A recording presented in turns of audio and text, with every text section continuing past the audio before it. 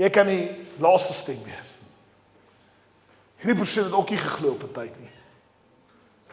Hy was een van die soldate gewees. En hierdie incredible uitlating wat hy gemaak het.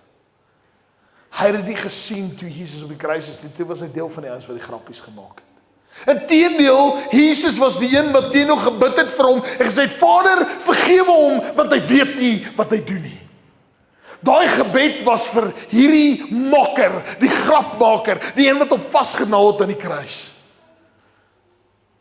En toe alles donker word en die voorhangsel skeur en die aarde begin bewe, toe besef hy, en hy sê hierdie woorde, hy sê, en toe die hoofman oor 100, wat al reg voor hom staan, sien dat hy uitgeroep het, en die laaste asem uitgeblaas het, het hy gesê, waarlik, hy was die seun van God.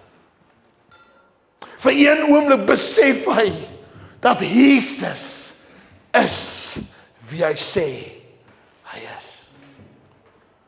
Ek wil vandag vra, is dit jou stem? Is dit jou stem?